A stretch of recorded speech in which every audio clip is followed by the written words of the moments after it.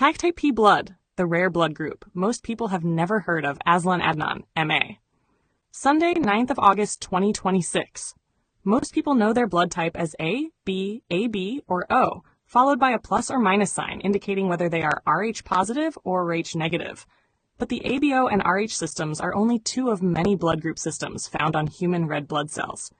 One of the lesser-known systems is the P blood group, more accurately described today as the P1PK blood group system, together with the closely related GLOB system.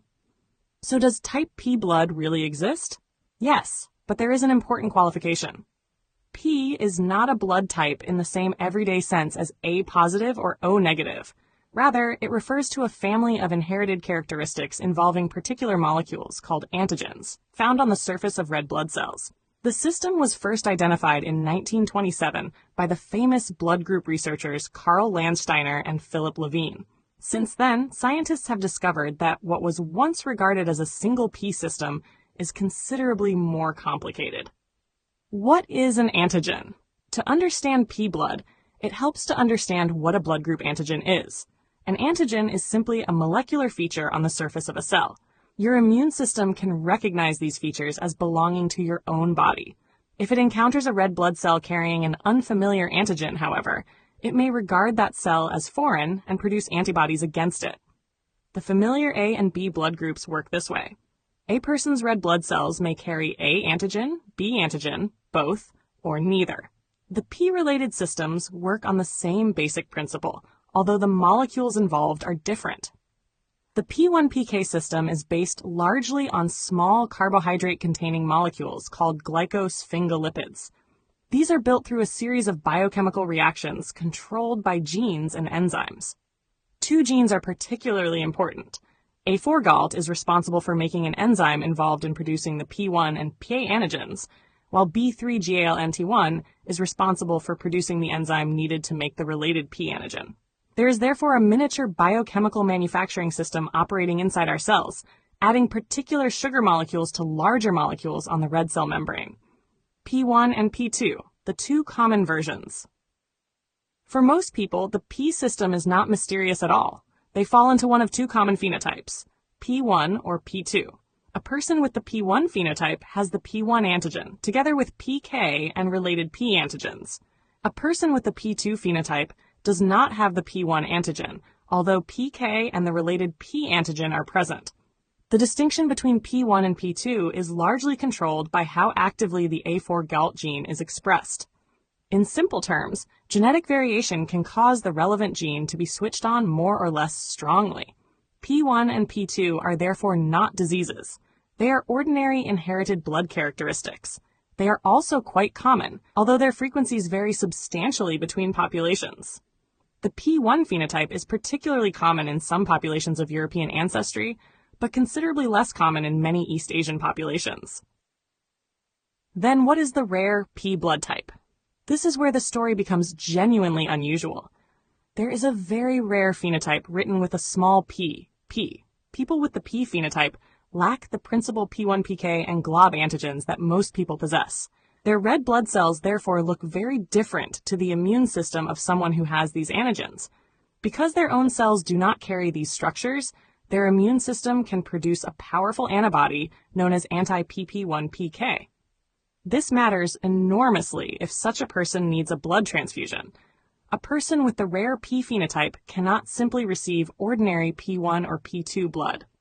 The donor's red cells may carry the very antigens against which the recipient has antibodies. That can produce a serious, potentially life-threatening hemolytic transfusion reaction in which transfused red blood cells are destroyed by the recipient's immune system. The P phenotype is extraordinarily uncommon, with estimates generally placing it at only a few people per million or less, depending on the population studied. That is why finding compatible blood for somebody with this phenotype can be extraordinarily difficult. There are other rare P-related phenotypes. The P phenotype is not the only unusual possibility. There are also rare P1K and P2K phenotypes. These involve the absence of the P antigen while retaining some of the other P-related antigens. Modern blood group science distinguishes these phenotypes according to precisely which antigens are present and which are absent. This is one reason the phrase type P can be misleading. The terminology has changed as scientists have learned more about the molecular biology of the system. The P antigen itself is now classified within a separate blood group system called GLOB, while P1 and PK belong to the P1-PK system. Nevertheless, scientists and blood bank specialists continue to discuss these antigens together because they are closely connected biologically and clinically. Why does any of this matter? For the overwhelming majority of people, it does not affect everyday health. Someone who is simply P1 or P2 does not have a medical disorder. In fact, most people will go through life without ever being told their P1-PK status. The importance becomes apparent when unusual antibodies are discovered during blood testing.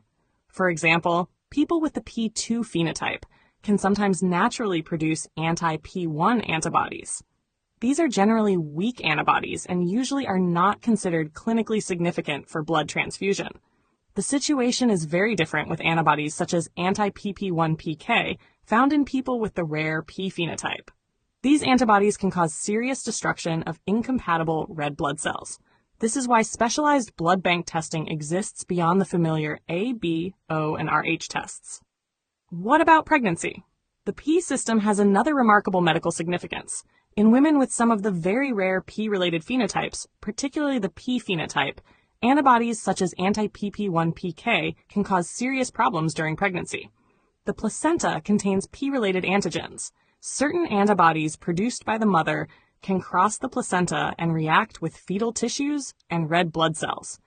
This has been associated with recurrent pregnancy loss and, later in pregnancy, with hemolytic disease of the fetus and newborn. This occurs when maternal antibodies attack the baby's red blood cells. This is not something that happens to people simply because they are P1 or P2. It is primarily a concern involving the extremely uncommon phenotypes in which important P-related antigens are absent and clinically significant antibodies are produced. The P system has another fascinating connection. The molecules involved in the P-related blood groups are not merely labels used by blood banks. Some of them also act as attachment points, or receptors for substances outside the blood group system. For example, the PK antigen can serve as a receptor for Shiga toxin, a toxin produced by certain strains of bacteria. P-related structures are also involved in interactions between certain bacteria and human cells. The P antigen has also been identified as a receptor for parvovirus B19, the virus responsible for fifth disease. This illustrates an important principle in biology. A molecule can have several jobs simultaneously. Evolution did not create these molecules specifically to make blood typing possible. They are part of normal cell biology. Blood group researchers discovered that small differences in these molecules also provide useful markers for distinguishing one person's red blood cells from another's. Can a normal blood test tell you that you have P blood? Usually no. When someone says, my blood type is A positive, that normally refers to the ABO and Rh systems. Routine blood typing does not normally report a person's P1-PK or GLOB phenotype. The P system usually becomes relevant when a blood bank encounters an unexpected antibody during specialized compatibility testing, or when there is a known history suggesting an unusual blood group phenotype. Laboratories can then perform additional serological or genetic testing to determine exactly which antigens are present. This is particularly important for people with extremely rare phenotypes because ordinary blood matching may not be sufficient to identify compatible blood. So what should you remember? The simplest way to understand type P blood is this. P blood is real, but it is not an alternative to AB, or O. It is part of a much larger network of human blood group systems. What was historically called the P blood group has, as scientific knowledge advanced, been divided into the P1-PK and GLOB systems. Most people fall into one of two ordinary phenotypes, P1 or P2, and neither is a disease. The extraordinarily rare P phenotype is different.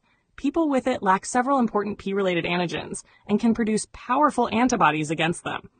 That can make blood transfusion difficult and, in pregnancy, can have serious consequences.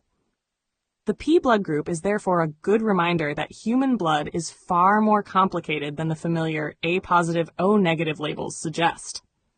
Scientists have identified dozens of recognized blood group systems and hundreds of individual antigens. ABO and RH are simply the most familiar ones. Underneath those simple labels lies an extraordinarily intricate molecular identity card carried by every red blood cell. The author has placed this work in the public domain. It may be freely imported, exported, shared, distributed, edited, modified, or reformatted without explicit consent from the author. As a visually impaired person, the author asserts his rights under the Marrakesh Treaty to facilitate access to published works for persons who are blind, visually impaired, or otherwise print disabled. 2013, wipo.int. Share your thoughts in the comments below. Don't forget to like this video and subscribe to our channel to show your support.